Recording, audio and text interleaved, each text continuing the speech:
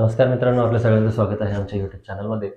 मित्रांनो, राज्य शासनाची एक योजना आलेली होती की एक शेतकरी एक डीपी. तर या योजनेअंतर्गत बऱ्याचशा शेतकऱ्यांनी जे काही आहे तर ते डीपीसाठी म्हणजे वीज जोडणीसाठी, ट्रान्सफॉर्मरसाठी बहुतांश शेतकऱ्यांनी फॉर्म भरले होते, अर्ज त्या ठिकाणी सादर केले होते.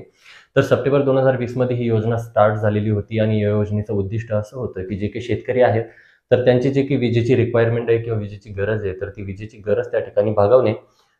जे काही सामूहिक ट्रान्सफॉर्मर आपले अगोदर येत होते, तर ते ट्रान्सफॉर्मरमध्ये खूप जास्त बिघाड राहायचेत किंवा खूप जास्त लोकं आता आपल्या प्रत्येक शेतकरी लेव्हलला आपल्याला माहिती आहे, की ट्रान्सफॉर्मरची नेमकी गत काय असायची. तर ती गत किंवा ती परिस्थिती टाळण्यासाठी शासनाने एक नवीन योजना त्या ठिकाणी लॉन्च केलेली होती सप्टेंबर 2020ला. तर त्या अंतर्गत असं सांगण्यात आलेलं होतं, की असं उद्दिष्ट त्या ठिकाणी ठेवण्यात आलेलं होतं, की प्रत्येक शेतकऱ्याला किंवा प्रत्येक बांधावरती आपण त्या ठिकाणी डीपी देणार आहोत. त्या शेतकऱ्याच्या रिक्वायरमेंटनुसार ती डीपी तुमची असणार आहे. तर त्या डीपीसाठी बहुतांश शेतकऱ्यांनी अर्ज त्या ठिकाणी सादर केलेले होते आणि काही शेतकऱ्यांना त्या डीपीज भेटल्या सुद्धा होत्या आणि काही शेतकऱ्यांचे जे काही प्रकरणं असतील तर ते रखडले गेलेले होते. रखडण्याचं कारण हे होतं, की जो काही आपला निधी होता, तर तो निधी अजून एम-एस-सी-बीला म्हणजेच जे काही पारेषण आहे तर त्याला मिळालेला नव्हता आणि त्यामुळे जो काही पुढची कार्यवाही आहे तर ती त्या ठिकाणी थांबण्यात आलेली होती. तर मंत्रिमंडळाच्या बैठकीमध्ये एक निर्णय घेऊन शासनाने जे काही उर्वरित रक्कम आहे तर ती एम-एस-सी-बीला देण्याची कार्यवाही त्या ठिकाणी केलेली आहे आणि मंजुरीसुद्धा मिळाली. त्या संदर्भातला जी-आर आपण या ठिकाणी बघतोय, की त्या ठिकाणी जी-आर जर आपण बघायला गेलो तर शासन निर्णय 2020 अन्वये राज्यात महावितरण कंपनीमार्फत कृषी पंप वीज जोडणी धोरण. शासन निर्णय मित्रांनो 18/12/2020 अन्वये राज्यात महावितरण कंपनीमार्फत कृषी पंप वीज धोरण जोडणी 2020 राबवण्यात येत आहे. या अनुषंगाने शासन निर्णय 17/3/2022 नुसार प्रत्येक वर्षी योजना कालावधी देण्यात येणाऱ्या 1,500 कोटी पर्यंतच्या क्रमांक प्रशासकीय मान्यता देणे आवश्यक आहे. शासन निर्णय 21 मार्च 2023 अन्वये सन 2022-23 या वर्षाकरिताच्या कामांना प्रशासकीय मान्यता देण्यात आली असून महावितरण कंपनीस रुपये 349.41 कोटी इतका निधी वितरित करण्यात आलेला आहे. त्यामधून नवीन वीज जोडणीकरता पायाभूत सुविधा उभारण्यात येतील असे शासनाने निर्देश दिलेले आहेत.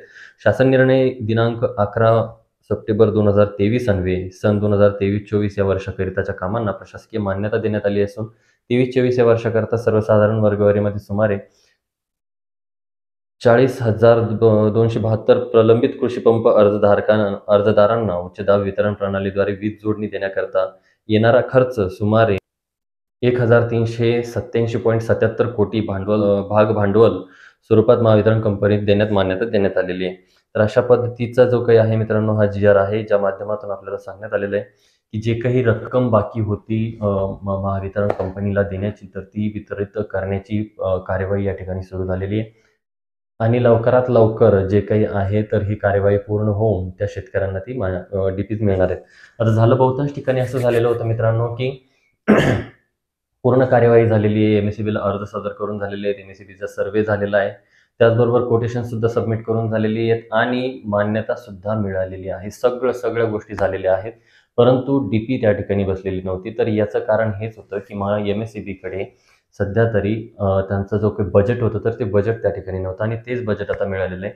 हे बजेट मिळायला 1 महिना तरी त्यांना लागणार आहे आणि 1 महिन्याच्या नंतर जी काही एम-एस-सी-बीची कार्यवाही आहे, तर ती आपण पूर्ण करून घ्यायची. जर तुमचे काही डॉक्युमेंट सबमिट करायचे बाकी असतील किंवा जर काही कार्यवाही पेंडिंग असेल, तर ती पूर्ण करून आपली डीपी आपण बसवून घ्यायची. तर लवकरात लवकर जे काही आपले ट्रान्सफॉर्मर आहेत मित्रांनो, तर ती येणार आहेत. तर अशा पद्धतीचं एम-एस-सी-बी बद्दलचं किंवा एक शेतकरी एक डीपी बद्दलचं अपडेट होतं. जर आपल्याला व्हिडिओ आवडला असेल तर व्हिडिओला लाईक करा आणि चॅनलला सबस्क्राईब करायला विसरू नका. धन्यवाद.